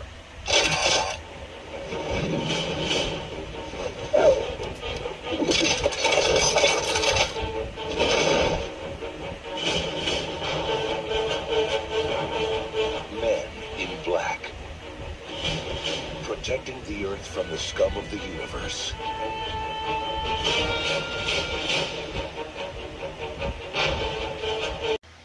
I mean, this was a game changer in 1997 for a number of reasons. This is a project that began all the way back in 1992 with pretty much the same people that eventually made the finished product. The producers Walter Parks, Laura McDonald. The writer of this, Ed Solomon, this is a script they used for him.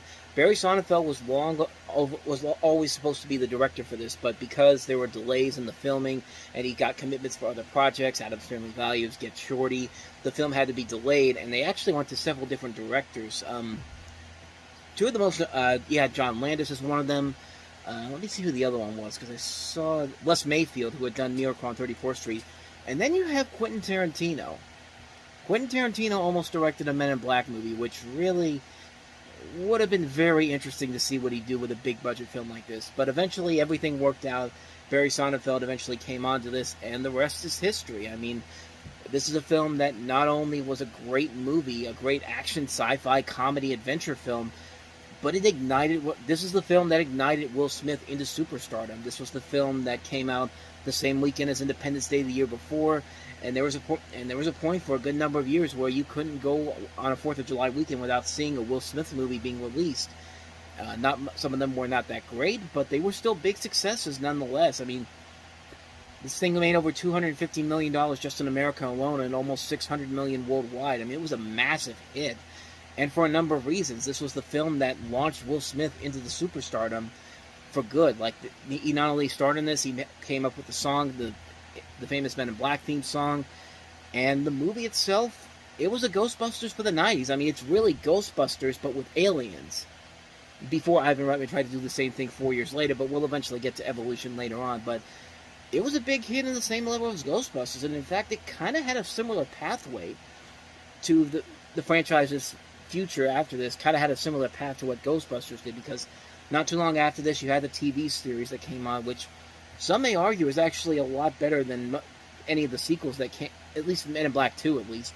But Men in Black 2 followed 5 years after this film, and then they waited. The big difference between Men in Black and Ghostbusters is that Men in Black actually got a third film that came out many years later, but that is, and the big differences between Men in Black and Men in Black 3 is that Men in Black and let me rephrase that. Men in Black was a great film. Men in Black 2, not so much, on the same level as something like Ghostbusters 2, but Men in Black 3 kind of turned the series back around again. It was a serviceable conclusion to the series. It brought back a lot of the charm from the first movie, and they made a really good conclusion to the series until they eventually did a standalone spin-off with Thor and Valkyrie, Chris Hemsworth and Tessa Thompson with Men in Black International, but we don't want to talk about that one. Let's talk about the great things about this movie, because really, a lot of this movie still holds up after over 25 years. I mean, this is still a film that still is very funny.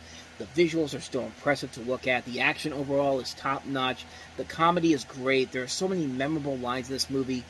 This is such a massive, massive game changer for what the rest of the 90s and into the 2000s would eventually bring, because this was a massive hit, and everyone wanted to make a Men in Black style success. And for Will Smith, it seemed at this point he could do no wrong. I mean, this was, like I said, this was the film that really made him catapult into superstardom, and it helps having a seasoned veteran, Tommy Lee Jones. Their chemistry together works so well in this, and it's part of the reason why these movies still have this great hook together, because really, I don't think you could do this without Tommy Lee Jones or Will Smith in it.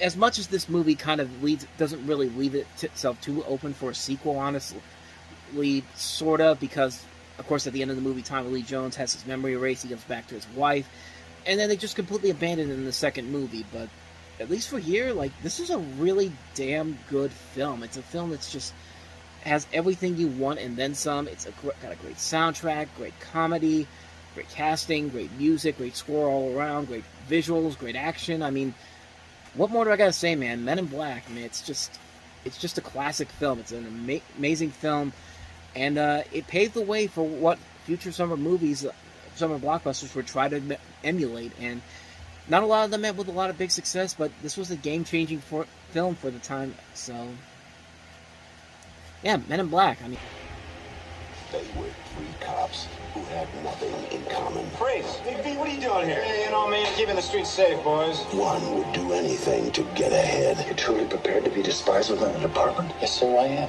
One had his own brand of justice. How's it gonna look in your report? It'll look like justice. That's what the man got.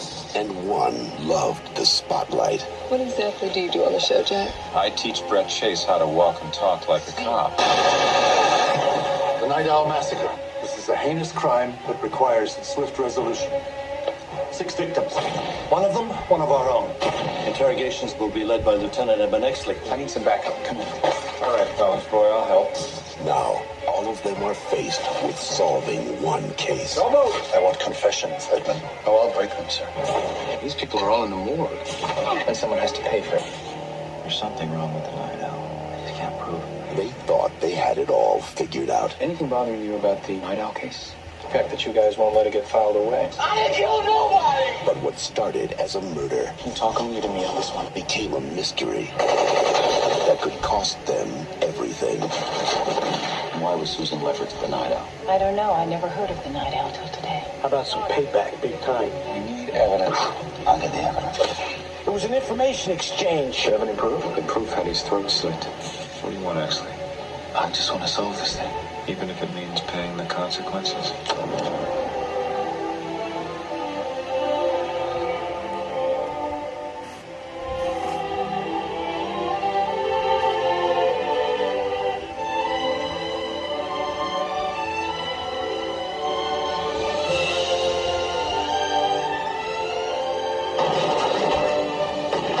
Academy Award winner Kevin Spacey, Russell Crowe, Guy Pearce, James Cromwell, Kim Basinger, Danny DeVito.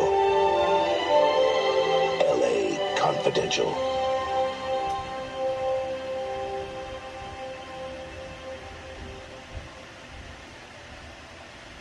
this is one of my all-time favorite movies. It's the movie that I always go back to every once in a while, along with Heat.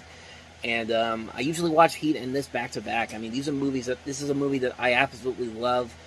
Curtis Hanson, of course, directed this movie. It was also co-written by Brian Helgeland, based off the novel by James Ellroy. Features a great cast. It includes Guy Pearce, Russell Crowe, who were relatively unknown back at the time. And as soon as this film came out, their careers took off big time. And of course, you have veteran actors like Kevin Spacey, Danny DeVito, Kim Basinger. Kim Basinger won the Academy Award for Best Supporting Actress for this. And it's just an entertaining movie. It has a great mystery overall. You're following these cops in 1953 as they're trying to figure out this case that they're going through, and they all have their different stories going on. And it's just a brilliantly executed film. The movie is very entertaining. The visual look of the film is fantastic. The cinematography by Dante Spinotti is top-notch. The writing overall is very solid. Kim Basinger is really good in the film. I really didn't think that she is. When I remember watching this movie the first time, I didn't think her performance was all that great, and I was looking back and thinking, she really won Best Supporting Actress for this. But then when you watch it again afterwards, you're just kind of like, you know what? I can actually see it now. She really is giving it her all in this movie. Guy Pearce is very good in here as well. Russell Crowe is also very good here. Kevin Spacey, Danny DeVito, James Cromwell is also in here. David Strathairn. It's a really solid movie and a really good mystery that keeps you in suspense as the film goes on. You just keep getting invested in what's going on here, and you're wondering, how is it going to end? How is this going to end up when it's all said and done? And it leaves on a very good high note here. It's a very entertaining film, a very engaging film. It's one of my all-time favorite movies. It's one I go back to every couple of years, and I'm always still impressed on how great it ended up becoming, because it really is one of the best noir movies you'll ever see. One of the best crime thrillers ever. Fantastic film. If you haven't seen LA Confidential, do yourself a favor and check this movie out. You're doing yourself a huge disservice by not doing so. Settle and action. Pam Grier is Jackie Brown. Pam Grier is Jackie Brown.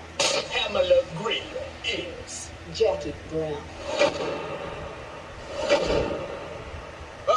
Here we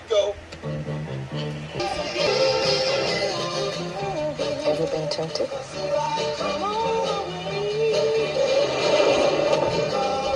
AK-47, when you absolutely, positively got to kill every mother in the room, except no substitutes. I mean, like I said before, man, this goes back and forth between this and Pulp Fiction as my all-time favorite Quentin Tarantino movie. I mean, it really does go back and forth. One day it's Pulp Fiction, one day it's Jackie Brown. Right? I give the edge a little bit to Jackie Brown now because it just made me realize how good of a director Quentin Tarantino really was and how just immersive he can be as a filmmaker, which Pulp Fiction really did impress me a lot, but this is a movie that I always go back to more than I would ever say about Pulp Fiction. And I do go back to Pulp Fiction a lot, but Jackie Brown I go back to a little bit more. As you can tell, Pam Grier stars as Jackie Brown, the stewardess who smuggles money from Mexico to Los Angeles for this arms dealer played by Samuel L. Jackson. And when she gets caught by these agents, one of them played by Michael Keaton with $10,000 in cocaine in her purse, they propose a deal to her to help them arrest Ordell in exchange for freedom. Meanwhile, Ordell's asking this 56-year-old man, bail bondsman played by Robert Forster, to release Jackie Brown with the intentions of eliminating her. And Jackie suspects Ordell's intentions and plots this complicated confidence game with Max to steal $500,000 from Ordell. And you know, the cast, I mentioned Samuel L. Jackson, I mentioned Robert Forster, Michael Keaton. I haven't mentioned Robert De Niro or Bridget Fonda in this movie, who I think are both very good as well, but this movie is mainly a star showcase to show how good Robert Forster and Pam Grier are. I mean, these are two phenomenal performances, and they revitalized both the careers of these two actors who hadn't been cast in a lead role in a many number of years. Pam Grier was in a lot of blaxploitation films, and it's the only feature-length film that he's ever adapted from another person's work, as this is based off of a book by Elmore Leonard, which, incidentally, the Michael Keaton character is actually a character that also appears in another Elmore Leonard-inspired production, Out of Sight, which came out the following year, and I thought that was pretty interesting, considering that's from another studio. But I love Jackie Brown, man. I love this movie so much. I think it's a well-made film. It works mostly because of Pam Grier and Robert Forster. These are two very strong performances that carry the movie over. And you really do realize that these two are incredible actors that deserve a lot more attention. They also have a great cast around them. As I mentioned, Jackson, Fonda, Keaton, De Niro, Michael Bowen, Chris Tucker, Lisa Gay Hamilton, Tiny Lister, Hattie Winston, Denise Crosby, Takia Crystal Kama from In Living Color. There's a cameo by Tony Curtis in this movie. The film just looks incredible. It's a well-edited film. The comedy is top-notch. The storytelling is well done. I just love this movie, man. I love this movie so much. Like I said, I go back and forth between this and Pulp Fiction as my favorite Tarantino movie, and really, you can see why. It's an amazing film with some great performances all around, some great elements of enjoyment out of every single level of it, but I love it, man. I love this movie so much. I don't think I need to say anything more that hasn't been said already. Jackie Brown is just a fantastic film. I enjoy it. It's one of my favorite movies of the year of 1997. If you have not seen it, please go out and see it, because you will not be disappointed by it.